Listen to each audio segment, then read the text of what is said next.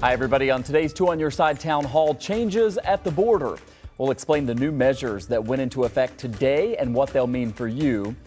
Plus, the mad scramble to get loved ones out of Ukraine and, in some cases, into the United States. We'll talk about the challenges they'll face with a local immigration attorney. And you can't change the past, but you can make sure what happened to the Bills during the playoffs last month doesn't happen again. We'll tell you about the conversation happening among NFL owners this week that could literally change the game. Thanks for being here on this Monday. We're going to begin here with changes at the border with Canada that should save people some time and money, though critics say it's not nearly enough. With fewer COVID cases and hospitalizations, the federal government across the border lifted the advisory against all non-essential international travel, and they loosened some additional restrictions effective today. The big one is that you no longer need to get an expensive PCR test in order to get into Canada. Now, fully vaccinated Americans will have the option to instead show proof of an antigen test taken a day before their scheduled flight or arrival at a border crossing like one of our bridges. This costs less and takes less time. Also new today, travelers who had been outside Canada or the United States will not have to complete an additional COVID test when they get into Canada unless they are randomly selected. Also, fully vaccinated travelers won't need to quarantine while they're waiting for their test results. And the new rules mean that unvaccinated children under 12 traveling with fully vaccinated parents or guardians will no longer be subject to restrictions. Two on Your Side's Kelly Dudzik spoke with mayors of two border cities today about what changes they would like to see, and she joins us live with more on that. Hey, Kelly. Hi, Michael. The mayors of Niagara Falls, USA and Canada both told me today they are pushing for that testing requirement to be dropped. They say it's making it difficult for families to see each other and difficult for businesses to make money, especially during the tourist season. It's time for the requirements at the border to be lifted. The whole testing piece, I think it's really sort of past its necessity. The mayors of Niagara Falls, USA and Canada are on the same page when it comes to doing away with the testing requirement at the border. So what we're asking our federal government to do is remove all restrictions for travelers to have to be tested.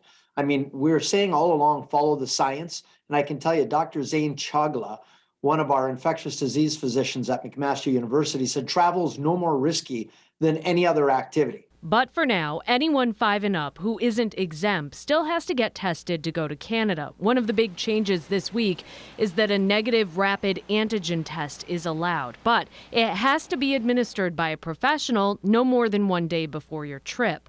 A quick search online pulled up several available appointments, including at Dent Neurological Institute. Select Walgreens also offer rapid testing with results in less than 24 hours.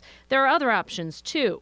Both mayors pointed to the impact the testing requirement is having on families and the economy, especially as we approach a third summer of the pandemic. We cannot have strike three. We cannot have a third consecutive year of devastated tourism. Too many people have been hanging on by a thread. So we're counting on things coming together. Here in Niagara, typically 50% of our revenue comes from U.S. travelers. I don't necessarily think that continuing to make hoops for people to cross the land border is consistent with the idea that, slowly we're beginning to recognize that this is a part of life that we're just going to be dealing with. Kelly Dudzik, Channel 2 News. Kelly, thank you. And joining us live now is local immigration attorney Rosanna Berardi, who is a friend of the show. And Rosanna, I know you've been dealing with all of these changing rules and helping your clients understand what's going on for a long time now. I want to get your reaction to what you just heard from Kelly there, the changes that go into effect today. And then also over the weekend, Buffalo area Congressman Chris Jacobs announcing the Northern Border Reopening Act. You have a lot of lawmakers who are trying to prevent something like this from happening again, right, and make it just easier to go across the border. Of course, whatever law we pass here in the United States isn't going to impact Canada. So what do you think of that bill and these efforts to roll back on these testing rules?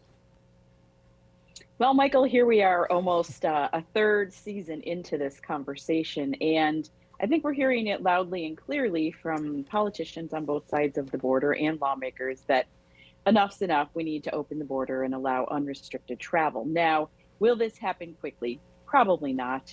Anything regarding federal government, particularly binational, moves very slowly. But I think today's announcement from the Canadian government And the changes of the rules is a step in the right direction and certainly a positive note. When we think back to where we were maybe a month ago or 6 weeks ago, it's definitely a step in the right direction. It's not quite as quickly as we would like. We would all love to be unencumbered to just show up at the border with our passports and our Nexus cards, and away we go. I don't think we're going to see that just yet. I'm hopeful maybe in the next couple months. And I do think Chris Jacobs announced a piece of legislation that he was proposing yesterday saying enough. We don't want any more mandates for Canadians and foreign nationals entering the United States.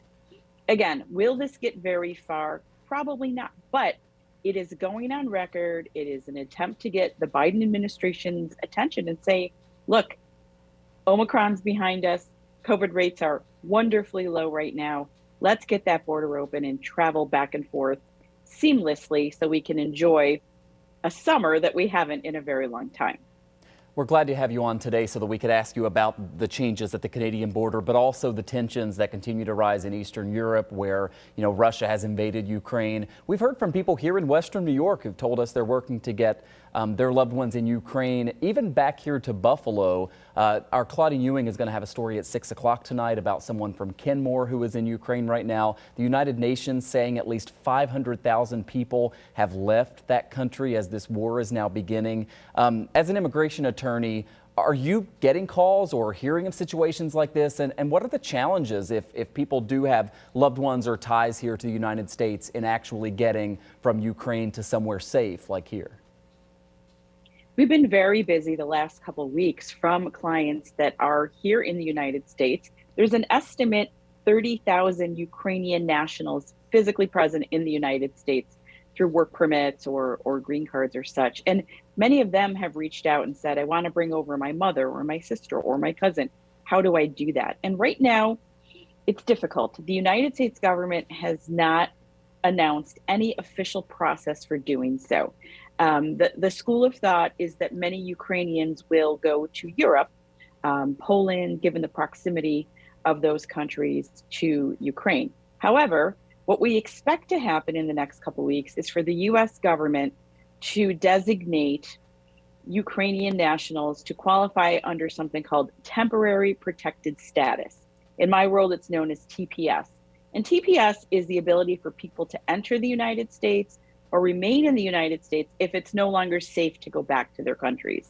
So we are expecting that. It's not out just yet, but there is some talk that that may happen. And we are waiting from the Biden administration to make a final statement. It's super stressful. We've gotten a handful of calls today from our clients who are very concerned about getting their loved ones out of Ukraine. And we're hoping that there'll be a pipeline or a process to do that sooner than later. Yeah, I can imagine what that process is like for all of those families. Rosanna Berardi is a local immigration attorney. Great to talk with you. Thanks for your time. Thank you.